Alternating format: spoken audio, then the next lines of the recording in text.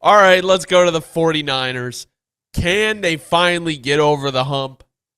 My answer is if they trade Brandon Ayuk, I don't know. I don't know because, like you said, now Ricky Pearsall, pup, he was on the pup, I believe. I think he's off now. But Christian McCaffrey dealing with an injury, and Brandon Ayuk is probably going to be a Steeler. And here's my thing: this video is going to come out in like a week or so the trade may have already happened. It's from what I understand, pretty close to happening.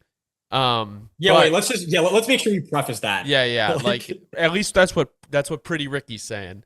But anyway, to be the clear, legend. I think something that people are, and I don't know if 49ers fans have thought about this. They probably have, but Debo is getting older, right? Very physical player. George Kittle's getting older. Trent Williams getting older. You have to pay Trent Williams.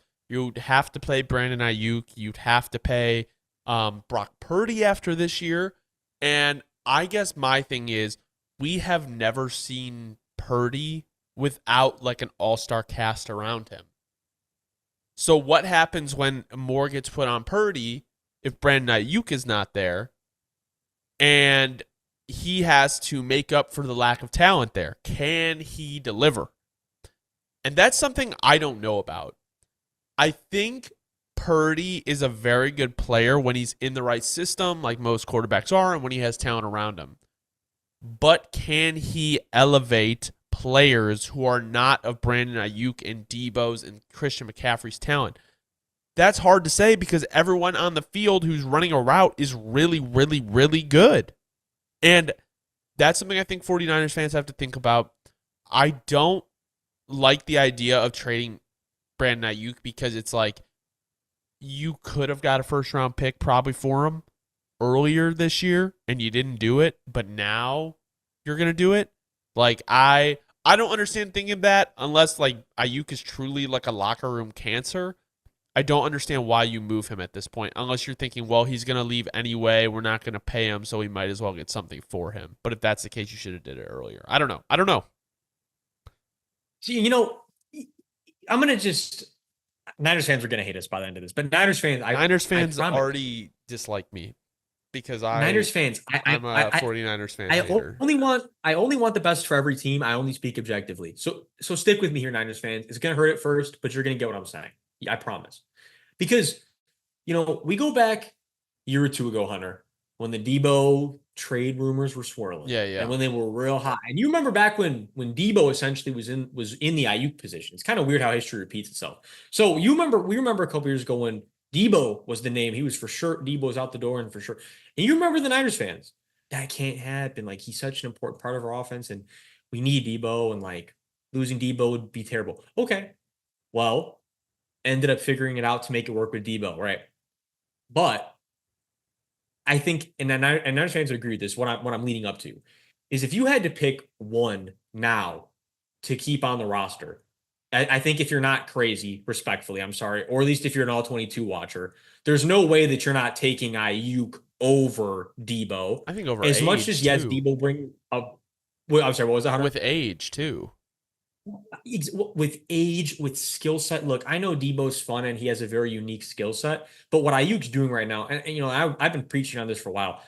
A lot of people don't understand because it's kind of like how you could say about some people, perhaps in the Michigan offense, right? We'll make the Niners the NFL version of their offense doesn't allow for that same statistical output that some other receivers are going to be putting up, but it does not mean that the receivers in these offenses are not just as talented. Like from a route running perspective, from a hands perspective, I can't stress this enough, from a nuance, like understanding what to do, where to be on the field, when to sit, when to carry. Like Ayuk has mastered that part of the game. The most intangible part of the game that most receivers never master, Ayuk has mastered. Like if you put Ayuk in a pass heavy offense, I can really see him going for 1,600, 1,700 yards if he can stay healthy for all 17 games. So the bottom line I'm trying to make is that losing Ayuk is not just you look at the stats and you're like, we're losing a plus 1,200 yard guy, and yeah, it hurts, but it's like no, Ayuk is one of the guys. He is a top 3 talent of receiver in the NFL. And it's just because he plays in an offense that doesn't allow him to like get very stat heavy per se. But you are losing one of the very best, and I cannot stress enough, young, rising, ascending talents. And that's what makes it so tough. To your point of like, yes, they still can go all the way, but when you're losing essentially your best player besides Trent Williams and Nick Bosa, it's a tough pill to swallow. I mean, there's just no other way you can really address it. It's a really tough pill to swallow. Well, I would also say like another reason that it's could be tough, and I want to make it clear, like I said I'm a 49ers hater. I just try to look at the downside of what the how the 49ers are operating because I think they pretty much get like, oh, the 49ers are a super team, blah blah blah, but like there's a reason they haven't gotten it done. You know, like there's a reason that they have not been able to get it done. Like until you win a Super Bowl, like I don't really care. I don't care what you do in the postseason. I don't care what you do in the regular season. Like unless you win the bowl, it doesn't matter. And I think my thing is when you trade Ayuk, you're not gonna get really what you should because it's this late into the year. Not late into the year, but basically you're not gonna usually make a trade during training camp. Like this should have been done if you know what I'm saying. And also, There's already so many hours that would have been valuable to have them in the building, like to your right, point. right, and it's like, um, wow, I just blanked. That's crazy. But it's also just like, I remember. They're not gonna get everything they thought. Like you're not gonna get a first. In my opinion, I don't think, and like I said, I may look really stupid because this is gonna come out in a week, but I don't believe you're going to get, in terms of draft capital, everything that you could have gotten if this was done before the draft, you know? So No, it's tough. 100%. As far as that's concerned, like, look, and even to your point, they still might squeak out a first round pick.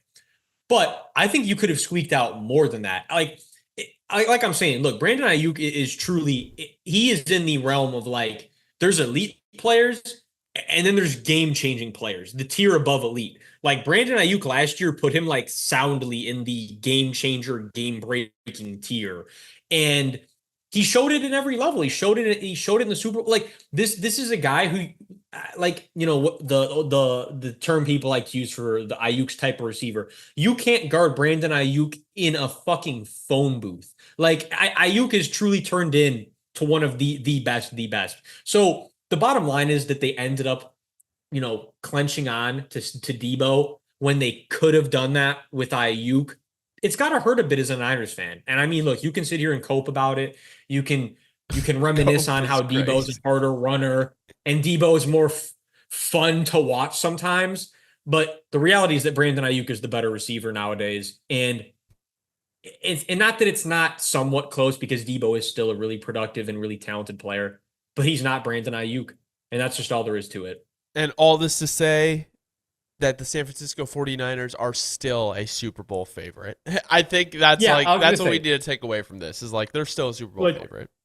minus everything else. Exactly. Like to the positives, look, you still have Fred Warner, you still have Nick Bosa. But I Jair will Brown had say, a are fantastic you rookie worried year. about Dre Greenlaw not being the same type of player he was after the Achilles tear? I mean, that was 6 months ago. Like, Well, I don't know. there's a lot, but I say if you're a Niners fan though, all in all, right, like you do have more positives than negatives. Like, okay, you're gonna get Hufanga back. Hopefully, Hufanga is gonna be that same, right, really, really good player. So And then I heard this stat on the Athletic Football podcast today.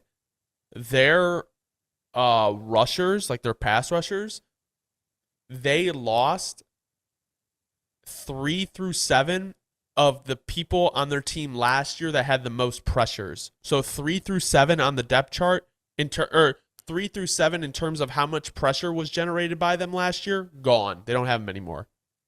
So I'm really you, interested to see what this Niners defense looks like this year.